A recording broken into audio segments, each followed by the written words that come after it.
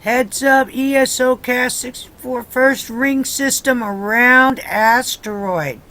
Check this out. This was announced today, March 26, 2014. Across South America, including two at ESO's La Silla Observatory in Chile, have made a totally unexpected discovery. They have found that the minor planet Chariklo, a small rocky body orbiting the Sun beyond Saturn, is surrounded by two narrow rings. It's the first minor planet found to have rings.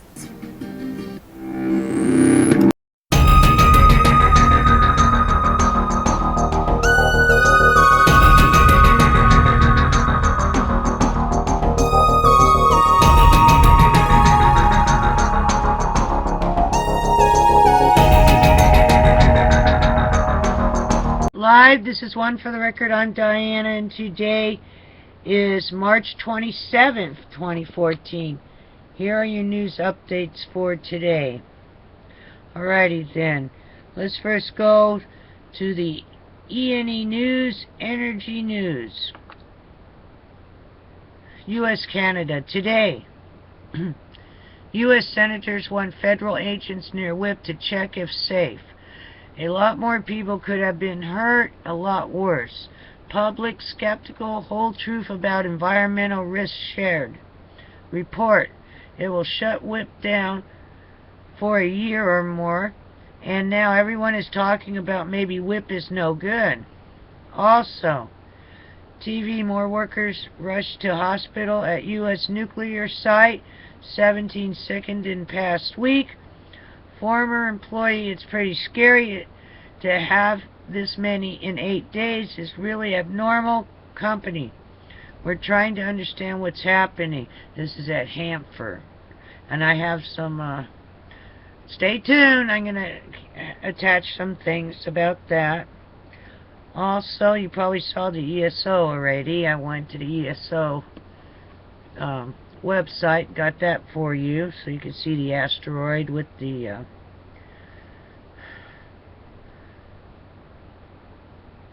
also my mind went blank. The ESO, and it actually has rings, 2 rings around it. I know you actually saw that by now. It's very late. It's early in the morning, actually, the next day. Had to work today. Let's go to the Watchers watching the world. Let's see if we still got them up. Hubble spots Mars-bound comet sighting spring. Sprout multiple jets. Reventador entered new eruption phase, Ecuador. Alrighty then. So, it's the eve of Friday. Stay tuned. And I'll see you again on the flip side. It is 4 days down. 1 to go before the weekend. Be safe. And I'll see you tomorrow on the flip side. Alrighty then. Be prepared for anything. Alrighty then. Japanese government leaders have come up with new plans for storing soil contaminated in the Fukushima nuclear accident. They cut the number of towns they want to host facilities under pressure from locals.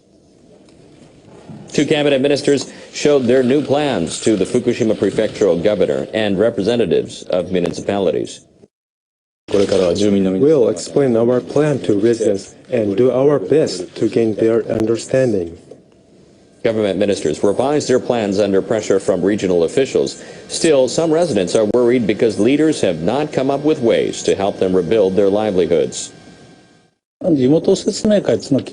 I won't brief local people until I get answers to all my questions and spoken with local leaders. The new facilities will hold contaminated soil until final disposal sites are ready. Ministers had planned to build them in 3 towns near the Fukushima Daiichi nuclear plant. They dropped one community because radiation levels there are relatively low and evacuees hope to return. The operator of the Fukushima Daiichi nuclear plant says human error likely halted work at reactor 4. Tokyo Electric Power Company has been transferring hundreds of fuel assemblies from the damaged reactor. They're being taken to a safer facility nearby. On Wednesday, a crane hoisting a container of fuel assemblies suddenly stopped. TEPCO officials say a worker mistakenly tried to operate the crane while the brake was on. The error set off an alarm and locked the crane's motor. TEPCO officials say they will take preventive measures and resume fuel transfer operations soon. Of the crippled Fukushima nuclear power plant in Japan is found to have severely underestimated radiation exposure for almost 150 cleanup workers. The Fukushima Daiichi plant have been testing a water treatment system that can remove most radioactive substances from wastewater. But they've run into yet another problem with the system. Workers noticed that the contaminated water they were pumping into the main filtering component was cloudy, so they shut down one of the 3 water lines. They're trying to find out if anything is wrong with the equipment. Officials with the plant's operator, Tokyo Electric Power Company, plan to use the filtering system to reduce the amount of contaminated water stored at the plant. About 400 tons of groundwater each day flows into damaged reactor buildings and becomes contaminated. But the filtering system has been hit by a series of troubles. Workers had just resumed operation of 2 lines on Tuesday after leaks and a filter malfunction. Many in Japan will spend the coming days reflecting on what happened 3 years ago. The disaster and its lingering impact killed more than 18,000 people. More than 2,600 others remain on the missing list. And around 270,000 residents are still living away from their homes. In the lead up to the anniversary next Tuesday, we're looking at how the disaster affected families, how survivors are getting over what they lost, and how they're preparing for what lies ahead. Now, one mammoth job has been to rebuild a vital industry. The coastal areas of Iwate, Miyagi, and Fukushima prefectures have been a hub for fisheries production in Japan. But the tsunami washed away infrastructure, causing $11.5 billion in damage. Government officials and locals almost had to start over. Now 68% of market facilities are back in operation, and 78% of seafood processing facilities have been rebuilt and restarted. But many producers are facing a problem they didn't anticipate, and they find themselves again searching for solutions. NHK World's Daisuke Azuma explains.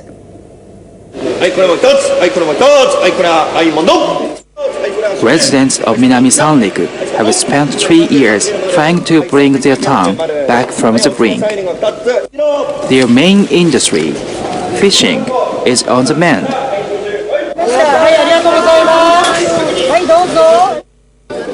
Shop owners who lost everything to the tsunami worked together to open a temporary market.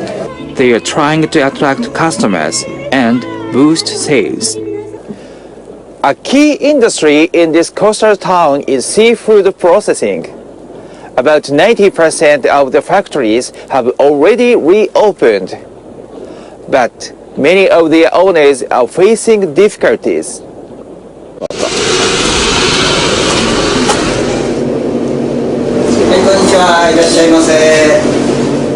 Zenyu Oikawa's family has been making Japanese fish cakes in Minami Sanriku for more than 100 years. The tsunami washed away his plant. He opened a temporary one 2 years ago, but he can only operate it a few days a week because of a lack of workers. The factory's output is just 30% of its capacity. I'm very motivated because I want to help in the reconstruction, but I don't have enough workers. It is a really tough situation. And the situation is the same across the Northeast. Many people left their towns after losing homes and jobs. The population of Minami Sanriku fell by more than 15%. Fewer residents mean job offers far exceed the number of workers available. Competition is fierce with companies taking part in the reconstruction effort. They pay 20% more than the seafood processing companies. Masayoshi Takahashi runs a factory that cleans and slices salmon for retailers. He lost 2 plants in 2011. He used loans and government subsidies to rebuild the facilities. Sales are recovering, so Takahashi wants to expand his business, but he can't because of the labor shortage. He took part in a local job fair, advertised at job centers, without any success. He decided to turn to foreign workers. These people will be our immediate asset. Takahashi used the government program to hire 8 trainees from China. And he plans to fully automate his packaging line. It means a bigger financial burden, but he says he had no choice. It's no use complaining about the lack of workers when too few are available in the job market. As long as we have work to do, we have to move on, even if it means using machinery. Rebuilding the Northeast and reviving local economies go hand in hand. Business managers are trying to do their part. They believe their success will encourage residents to return to the towns they left and inject life back into communities. Daisuke Azuma, NHK World, Minami Sanriku. Japanese have learned to keep plenty of food on hand for emergencies. Some changed their behavior after the disaster 3 years ago in northeastern Japan. Now researchers are packaging products with a longer shelf life. Shoppers often compare the shelf life of various food products. These 2 kinds of tofu look similar, but the one on the left has a longer shelf life. This corned beef will keep for 3 years. The expiry date of this mayonnaise was extended from 7 to 10 months. Sales for these products are flourishing. That might be because the products don't spoil for a long time and don't use artificial additives and preservatives. We've seen more of these in the past few years. Customers tend to choose products that have a later expiry date. How can the shelf life be extended without using preservatives? One of the biggest enemies of food preservation is oxygen. If it comes into contact with the oil in food, the food's quality deteriorates. Even food in regular plastic containers is not always protected, as oxygen might eventually get through. Nowadays, products have new packaging technology that keeps oxygen out. The container on the left is a conventional one. The other, made with the new technology, is oxygen-proof. A special solution that reacts to oxygen is added, and the lid is closed. As time passes, the contents of the regular container start turning blue, but in the other container, the color doesn't change. This mayonnaise container has several layers to prevent oxygen from getting through. Even so, some could penetrate. So we added a wall that absorbs oxygen, making the container completely oxygen-proof. The walls are between the plastic layers, so even if the oxygen gets through the container surface, it won't reach the food. Thanks to the innovation, mayonnaise in this type of container is preserved for 3 more months. This food company extended expiry dates through strict hygiene control. It produces potato salad and other delicatessen items. The usual shelf life would be 2 to 3 days, but this company's products last for a month if they're refrigerated. The key is the control of bacteria in the air. Any salad or delicatessen food that is exposed to bacteria during preparation might not keep for a long time. An air shower at the factory's entrance blows dust particles off the employees. The factory's hygiene matches that of a semiconductor firm. Every 3 hours, the machines are stopped and taken apart for thorough cleaning. The process takes 30 minutes. Because of the extreme reduction of bacteria, the company was able to sterilize its products in a lower temperature, without sacrificing the distinctive flavor and texture of its home-style dishes. It extended their shelf life to a month. Last year, revenue increased 20% over the previous year. We want to pioneer the longer preservation of food that ensures the food's flavor and safety. These technologies could lead to more food exports, as the product stays fresh for a much longer time, so people in other countries might soon be eating more Japanese delicacies. Other news tonight, the King 5 investigators learned that workers at the Hanford Nuclear Reservation have been rushed to the hospital. Susanna Frame is in Eastern Washington with the details. I'm outside Catholic Hospital here in Richland, where one Hanford worker, perhaps two, is inside getting medical treatment right now after inhaling toxic fumes. This is what happened today. I was in Richland doing an interview on this very topic, about the bigger topic of employees getting exposed to noxious vapors and getting sick because of it. During that interview, we got word from sources that right at that time, 3 more employees were either going to the hospital here or being taken to the on-site medical facility at Hanford because of another such incident.